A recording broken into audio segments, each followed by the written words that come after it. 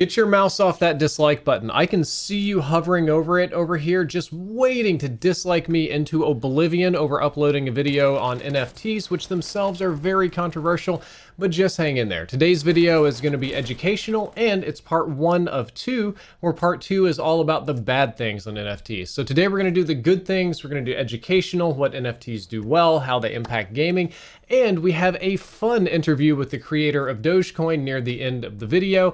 And then in the second part, we're going to talk about what makes NFTs bad and what's bad about them. So it'll be all fair and balanced. For those of you at home, NFT is one of those buzzwords that you're probably tired of hearing about. As a matter of fact, probably even seeing that title triggered a few of you because you're constantly being hit with news stories about people buying and selling NFTs for absurd amounts of money, like Beeple making $23 million, or Ubisoft Quartz's NFT program that even the employees don't like, or Marvel offering NFTs for a variety of things, or this NFT scam or that NFT celebrity. And if you don't really know what an NFT is, and if you're not really into that community, this sort of unending positivity and defending of these people is probably very annoying. And of course, there's NFT gaming. There's an endless amount of NFT games out there. You're seeing gameplay from random ones all behind me right now. A lot of them kind of look like knockoff Roblox or Farmville, but without the fun mods. They're very simple, rudimentary games, but have massive amounts of money flowing through them and interest. So today we're going to talk about the good parts of NFTs and how they can intersect with gaming in interesting ways. And then tomorrow we'll do the bad stuff. So first up, what is an NFT? NFT stands for non-fungible token, and the non-fungible part of it means unique and irreplaceable. A fungible token is just something you can trade and replace like for like, but non-fungible just means unique item. And this uniqueness is ensured by blockchain technology, which we'll talk about in just a moment. The initial application of all of this was sales of digital art that mirrored real-life paintings. Like, say, this unique Captain America one that says Drifter that was fan-made, hand-painted, and sent to me as one of a kind. It may not be worth a ton of money on eBay, but this is a unique, one-of-a-kind item that nobody else can have because I physically have it. Not so in the digital space. If you were selling this same art in the digital space, it would be like a printer just printing out copies because it's all zeros and ones and bits and everybody can download and buy their own copy. It's like buying prints at an anime convention, and there's nothing wrong with that, but serious collectors like to own one-of-a-kind, unique things. And one of the neatest features about this is that you can actually encode or bake into your NFT the ability for the NFT to pay the original artist some percentage of any trade. So if that Captain Planet Drifter got NFT'd and sold for, like $100, I could code it to where the original creator gets 10. And then somebody else buys it for 1,000, the original creator would get 100, 110, and so on and so forth, so that the artists that create this work can get paid long-term instead of just the initial auction, which is typically how they make their money. Don't worry, we're going to talk about the right-click problem and exactly what you're buying with an NFT, because you're not buying all of the data of the digital artwork, which is a little complicated.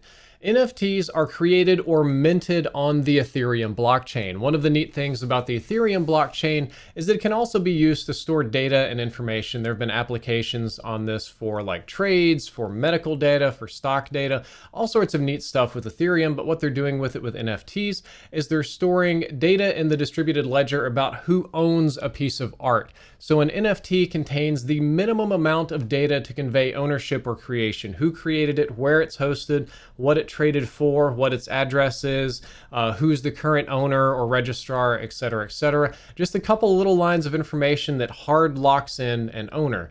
And an NFT itself, the image, like all of those bored apes and cats and kitties and things that you see all over Twitter, are usually hosted on a website somewhere not on the blockchain. And what you're buying on the blockchain is unique ownership of that URL and the rights to anything on that URL, which of course is going to be the image. And this leads me to one of the first problems with NFTs, which we'll expand upon much more in the second part of this video, is that if the site that hosts your image goes down, if your entire NFT exchange or platform goes down, so does your NFT. Now, this initially made a lot of people very angry, so they came up with a backup plan. It's called IPFS, and they called it Interplanetary File System for Backup, where if somebody has a piece of your distributed ledger on the blockchain, your NFT ownership can be restored, and sometimes even the image itself, which is kind of crazy. But this system doesn't always work. Again, we'll talk more about that in the next video. So far, we've talked about the basics of NFTs and blockchain and how it's great for artists, but what about gamers? What about gaming? This is a gaming channel.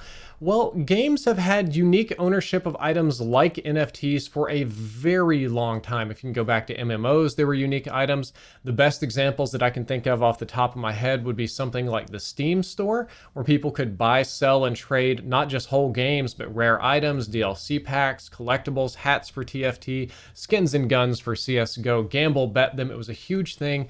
EVE Online has its own like real life economy. Ubisoft is supporting unique NFT items in games, and really almost any game where you've collected a bunch of items, even Call of Duty Warzone to some extent, has its own digital store. Now, most of them don't allow trading, or at least give a percentage of your trade back to the company that's hosting the store, like Steam does. But NFT-based games would kind of sidestep that because nobody would own the NFT. It would be on the distributed ledger blockchain, so the company couldn't control what you do with your NFT or where you trade it or for how much. That's at least the initial application of NFTs in games, is like verifying unique ownership of super cool rare items or whatever that people can trade. But there's some other stuff that you can do. You've probably seen a lot of NFT games. They look very, very rudimentary, but they all run on crypto-powered computations. A lot of the things that you are doing physically, either with your computer or with your gameplay in NFTs, is mining some kind of cryptocurrency. The most common version is whatever currency that was created by whatever platform or game company you're playing on. So you mine their currency and you can sell their currency for dollars. You can trade for NFTs or other coins or something like that. But you're doing a lot of crypto computations anytime you play an NFT game, even if they do look like Farmville. And the neat thing about this isn't just the unique ownership, which gamers loved in CSGO. I know CSGO Lotto was a huge scandal and people were mad about the gambling, but there are also a ton of people doing it, enjoying it, is that everything that you do in games typically could now earn you money. So unlocking the rare skins and camos that are all tradable earns you money. Doing certain actions, buying certain property, getting certain DLCs and NFTs and little things, all kind of earns you money and sort of ties you to the game world in a more serious way than you would have been before. You could load into one of these little games on day one, buy up some hot property, get a factory, buy some NFTs, and then in a couple of months the game's exploded and you can sell it for 10,000% profit. You could just get certain items, certain things in the game that take advantage of the network to mine crypto, tons and tons of unique stuff like that. The scary thing for me is what I've seen a little bit of is there are competitive NFT games where you're not just buying decorations or locations, but you're buying unique weapons, unique armaments, unique vehicles, tanks. There was like a tank game that was very popular.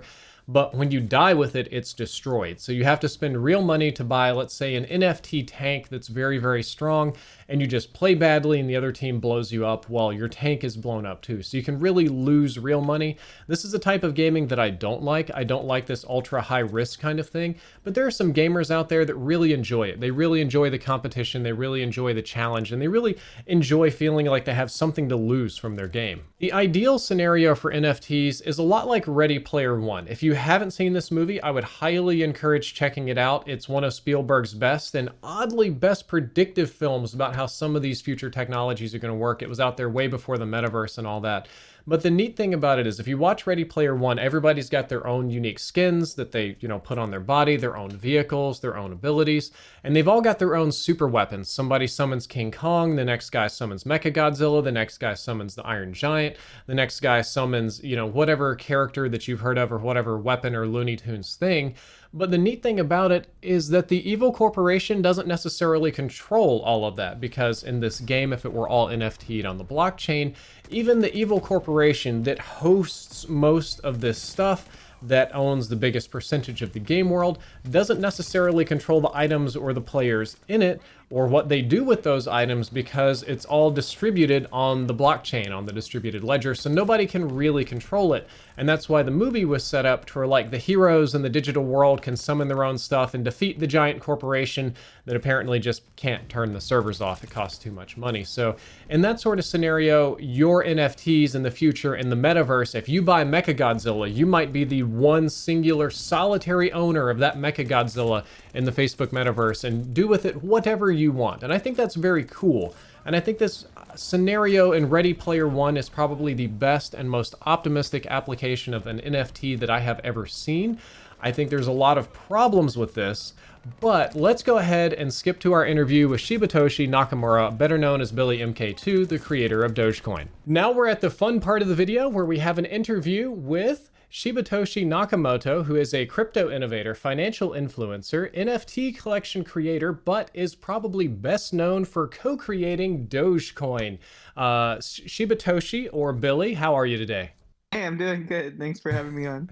Dude, it's good to talk to you. So I have a couple of pretty rudimentary questions about NFTs that I think you might be in a better position to explain to my community than I am. Starting with number one, what's better about NFTs than just regular digital art? So like NFT in general is basically just like a receipt or it's considered a token. So like it's a token that points to some metadata that points to the art itself. So it's kind of just like a way to say like I own this thing, and the blockchain, which is the Ethereum blockchain, is usually the one that's used for NFTs, is this decentralized thing that confirms that you do in fact own that thing and no one can control it. No one person can control it, or no one company can control it. So in that way, it's not just like Facebook saying that you own this thing and then Facebook can shut itself down and then you don't own it anymore, but it's on the blockchain. It's decentralized. A lot of people are running this stuff. So you just kind of own it forever, or as long as Ethereum's still relevant, I guess. Correct. And people, even if the host shuts down or disappears, they can still recover it with the IPFS system, correct? Yeah, so if it's like a picture that you are pointing to, then if you own the token that points to the metadata that lives on this decentralized file system, then you always have access to that picture or whatever your NFT is pointing to. Nice. So nobody can destroy it, which leads to question number two. What role do you see NFTs playing in the future of gaming? So it's one of those things that's like hypothetical at the moment, although there are some games that do have NFT things with it. But hypothetically, in the future, I played a lot of World of Warcraft growing up, and so like hypothetically, it'd be cool to like own something in World of Warcraft and be able to sell it to somebody else or do anything with it, and it's not controlled by Blizzard once you purchase the NFT item and then sell it to somebody. So they can't say, oh, it's against TOS to like sell your stuff to somebody because they don't own it. So something like that, and we've all seen Ready Player One or, other things like that with metaverse type things, just kind of like this virtual world where you actually own things and you can prove that you own them, and no single entity can control whether or not you own it, because your wallet says that you own it and the blockchain says you own it. So stuff like that, I think, basically in the virtual space, I could see a lot of things being really useful with it. I definitely could too, which was something we discussed quite a bit in the video. Moving on to the next question. This is one that I had thoroughly enjoyed when I read the news article. A Florida man sold his house via the NFT platform. He NFT'd the deed to his house and the rights to the deed, and somehow thus the house. I'm not exactly sure about the legality of this, but somebody bought it and the deed was transferred through the blockchain. And as far as I'm aware, it's the first and only house purchase through the blockchain. And the question is, do you see a future where more transactions like this occur on the blockchain, where people use NFT technology to buy the receipt or proof of ownership of a more physical object? Maybe.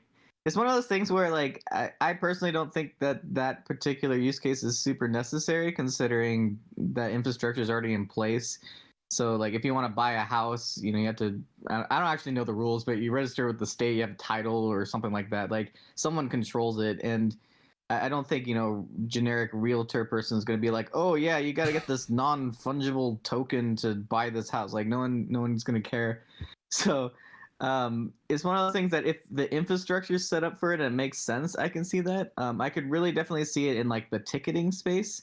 So like instead of buying a ticket, if you want like a season pass or something, or whatever, you can just show your phone, and your phone is your wallet, and your wallet says that you have access to this thing. And when they check it, instead of going through a service like Ticketmaster, they just check the blockchain that you actually do own it. Mhm. So like I can see in that case, but like I don't personally really see, the entire real estate, section in the world being like, oh, let's use non-fungible tokens on the Ethereum blockchain. But you brought up a And I also case want to that mention that I personally, oh, sorry, go ahead. I was going to say that the ticket case I think is actually a really unique one because those season passes or concert tickets, sometimes you can't resell or trade on traditional platforms, but Right. you could do that on the blockchain and nobody can stop you. Yeah, yeah. I can definitely see something like that, especially for conferences, particularly conferences like relating to NFTs. I do want to say, just kind of as a side, I think the name NFT and non-fungible token is like the worst marketing in the history of the world. Like, it's obvious that some engineer came up with that and not, market. Like, I think they should just be called digital items. Like, just the digital item like kind of makes sense to everybody, whereas an NFT is like just sounds pretty silly, and I think that's part of the reason why it's so confusing to everybody. That non-fungible token is such a terrible name.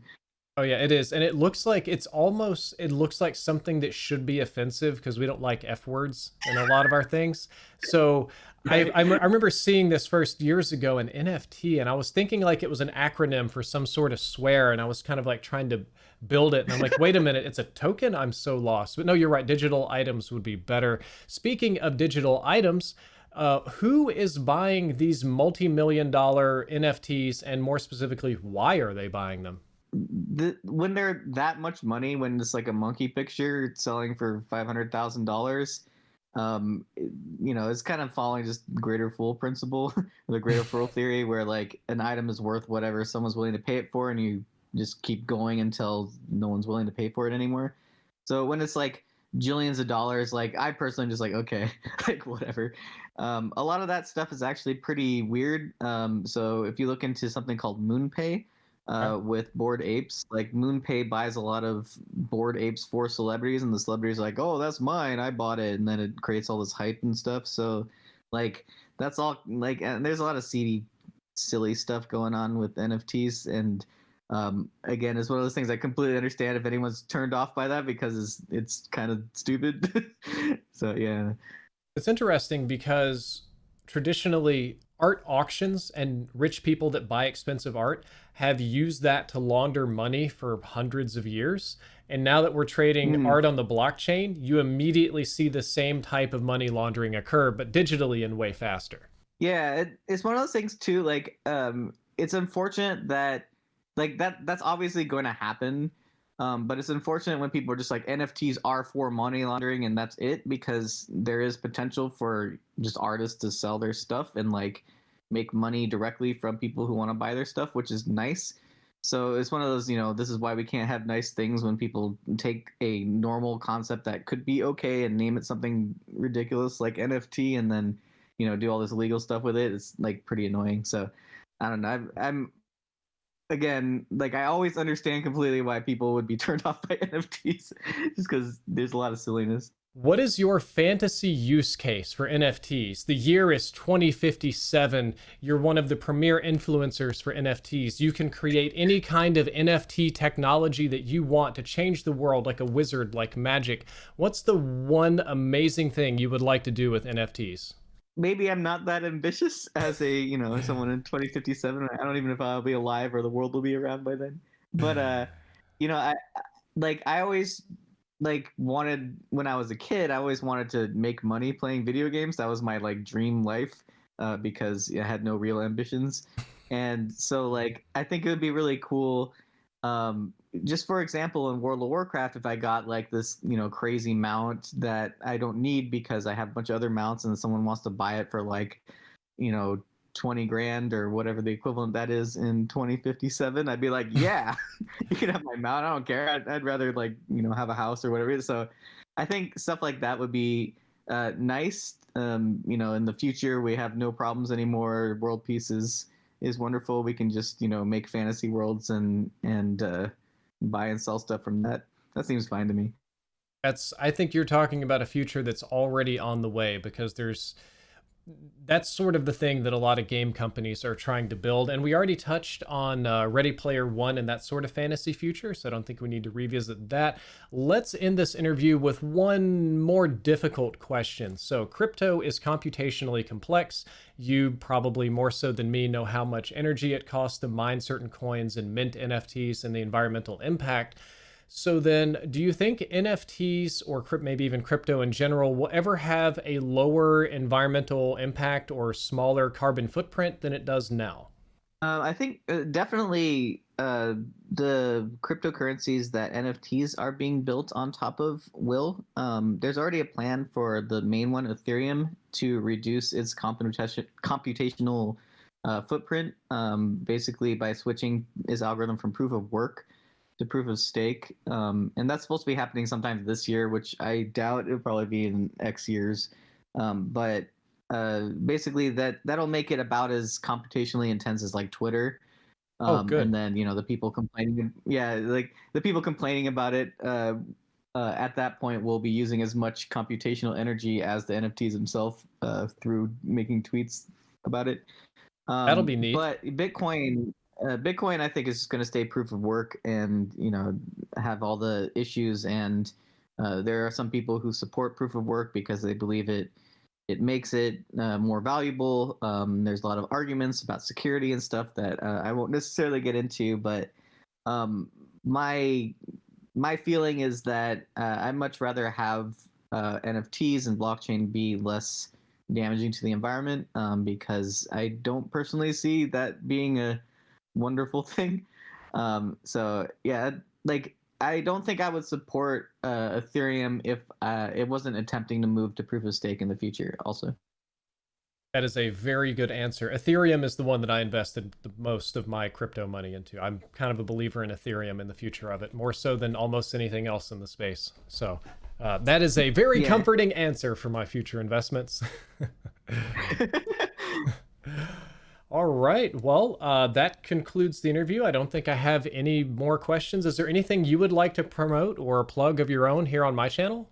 Oh no, that's fine. If anyone wants to follow me on Twitter, I'm at BillyM2K. I'm trying to use Twitter less, so I'll try to post less. But maybe every once in a while I'll post something funny. It's I addictive, don't dude. I'm usually on use Twitter all my the time. Yeah, it's too addictive, man. I actually deleted it from my phone yesterday so I wouldn't feel compelled to tweet on it as much, but it was getting bad. I was getting like over 100 tweets a day. I'm like, this is actually damaging for my life. I gotta come back. But at the same time, you get fun things and get to talk to people like you and get some fun interviews. So it's good times as well as a terrible thing. Makes sense. Good and bad with everything. Well, thank you for doing the interview today. I appreciate it. Well, I hope you enjoyed that very enlightening interview, and I just wanted to offer some of my opinions in summary here at the end. NFTs basically allow you to trade unique digital art in a very secure way using the blockchain. It can be set up to where cuts go back to the original creator. It exists outside of regulation and corporate control. Mostly nothing truly is, but it's pretty close.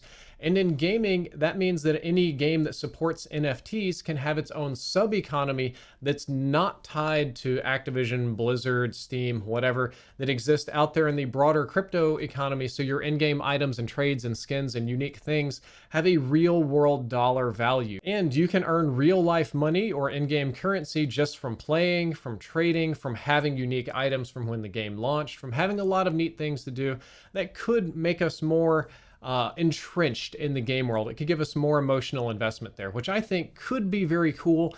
But unfortunately, the entire NFT community has some major downsides and some dark sides and all sorts of bad sides and really unpleasant stuff we're going to talk about in part 2. Drifter out.